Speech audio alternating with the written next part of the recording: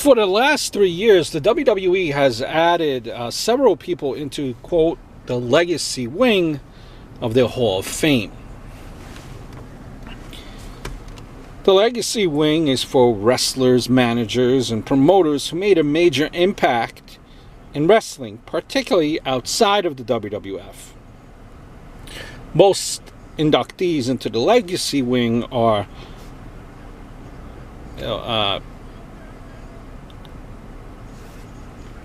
all like inducted at one shot together, synonymous entries.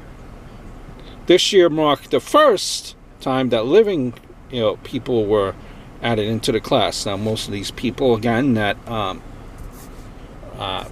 passed away, that are added into the legacy wing. Some of them for this edition were alive. While they do not get as much attention as the main class, or even announced before the main ceremony, they're still legitimate Hall of Famers. Some of you are, take a look at some of you guys that, if you don't go back to wrestling in the old school days and follow it back then, some of these guys that were inducted were major players.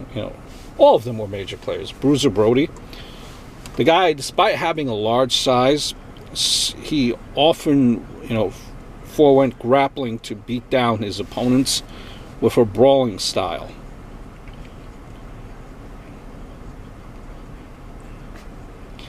And he's also well known back then for bloody matches with weapons and sharp objects, long before that style was considered cool.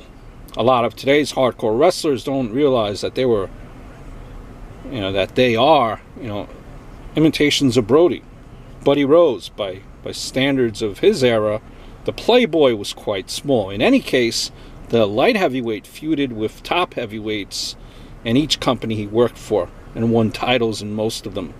He is best known to modern WWE fans for competing in the first ever WrestleMania match as the Executioner. Shinma, one of the only two living members of the legacy wing.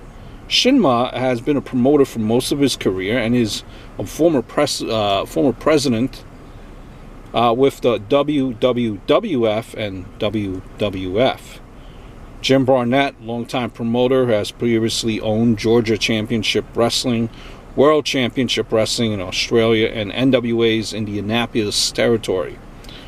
Joe Cohen, media executive who helped create MSG Network and USA Network, both of which have become broadcast partners with the WWE.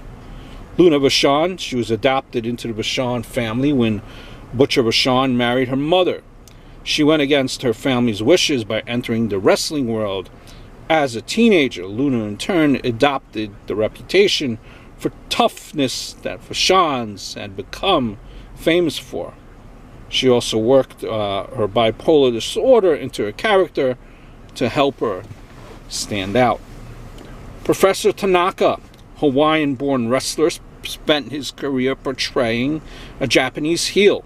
He and Mr. Fuji are the first team to hold tag titles in the WWF multiple times.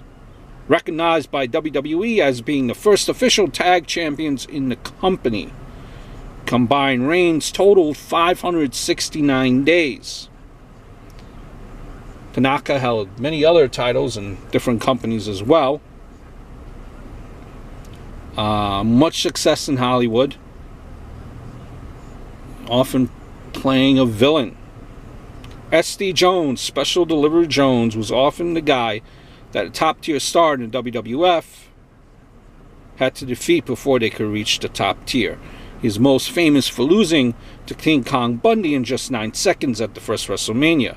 In reality, though, it was closer to 30 seconds. He is a 3-time NWA America's Tag Team Champ. Wahoo McDaniel, a genuine, American Indian, Native American Indian, highly decorated champion across North America, one of the first college football stars to have his nickname on his shirt instead of his last name.